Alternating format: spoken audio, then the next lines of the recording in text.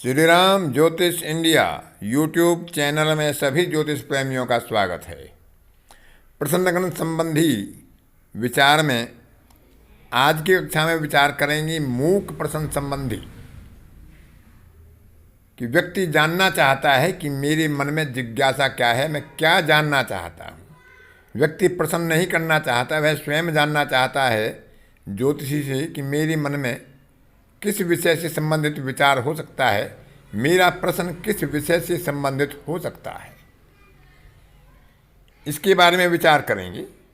इसमें एक लाभ ये भी है कि यदि आप प्रश्न लगन के इस सिद्धांत को अपनाते हैं तो आप सामने वाले की मन की जिज्ञासा को समझकर उसका प्रश्न क्या है और उस समय की स्थिति प्रश्न लगन की क्या कह रही है, क्या उन दोनों में तालमेल है, क्या उनमें सामंजस्य है या विरोधाभास है, तो इससे भी हम सामने वाले की अंदर की जिज्ञासा को जान सकते हैं कि उसका प्रश्न कहीं अनुचित या मिथ्या तो नहीं है। इसमें भी इसका बड़ा लाभ लिया जा सकता है। तो जो प्रश्न लगन में लगन खुलती है उसकी स्थिति और उसके नवांश की स्थिति से हम कैसे जान सकते हैं कि व्यक्ति के मन में क्या है और उसका प्रश्न किस विषय से संबंधित हो सकता है, क्योंकि तीन मुख्य विषय होते हैं, धातु, मूल और जीव, और उन्हीं से संबंधित कोई ना कोई जिज्ञासा व्यक्ति के मन मस्तिष्क में चल रही होती है। इसका समाधान वह ज्योतिष शास्त्र के माध्यम से जानना चाहता है। ग्रंथकार कहते हैं, स्वांसे विलग्ने यदि वा त्रिकोणे स्वांसे स्थितः पश्यति धातु चिंताम प्रांशकश्च करोति जीवम मूलम परांशोपगतः परांशम। तो हमें तात्कालिक प्रश्न लगन में विचार करना चाहिए कि प्रश्न लगन में जो नवांश खुलता है वह नवांश कौन सा है। यदि पहला ही नवांश खुलता है तो चिंता अलग होगी, दूसरा नवांश खुलेगा तो चिंता अलग होगी, और वह नवांश किस ग्रह का होगा उस ग्रह के कारकत्व से संबंधित चिंता होगी। अब यदि लग्न में नवांश जो खुलता है, प्रथम नवांश खुलता है, तो उसमें चिंता धातु की होगी। लगन से दूसरा नवांश खुलेगा तो चिंता जीव की होगी। तीसरा नवांश खुलेगा तो चिंता मूल की होगी। इसी प्रकार से चतुर्थ, पंचम, षष्ठम में धातु, जीव और मूल, इस प्रकार से हम विचार करें। फिर हम ये विचार करें कि वह नवांश किस राशि का खुलता है, उस नवांश का स्वामी कौन है। उस नवांश का जो स्वामी होगा उसके कारकत्व से संबंधित हम धातु, मूल और जीव का विचार करेंगे। जैसे जीव का विचार आता है तो सूर्य यदि नवांश का स्वामी बनता है तो पिता या राजा से संबंधित सवाल हो सकता है, प्रश्न हो सकता है।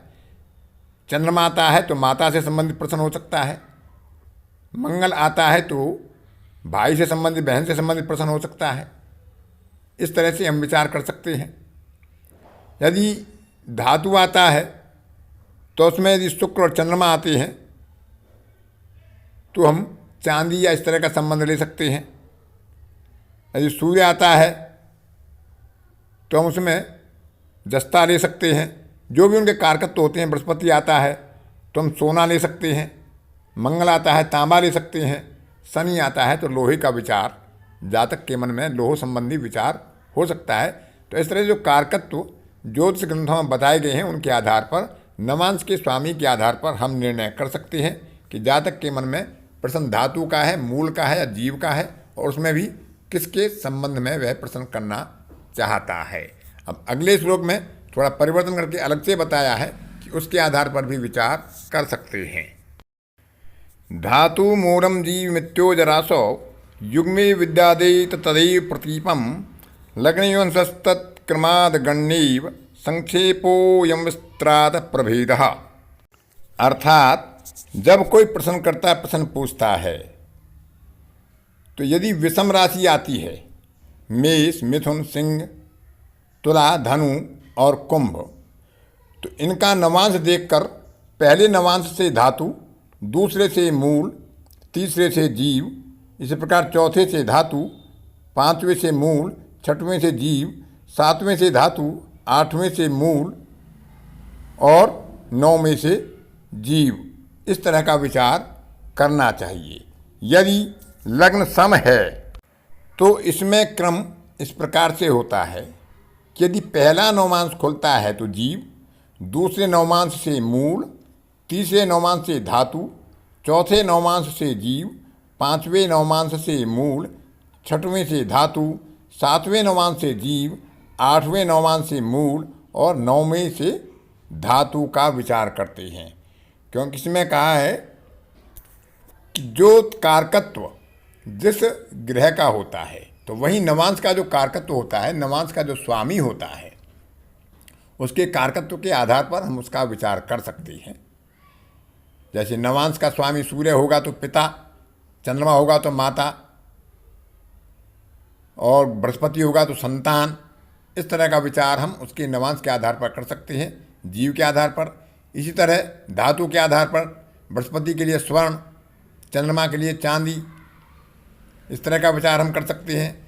इस तरह जो मूल हैं उनका विचार भी हम ग्रहों के कारकत्व के आधार पर कर सकते हैं। तो जीव, मूल और धातु ये तीन तत्व होते हैं। इन तीन तत्वों में अलग अलग ग्रहों के कारकत्व होते हैं, उनके आधार पर हम उनका विचार कर सकते हैं।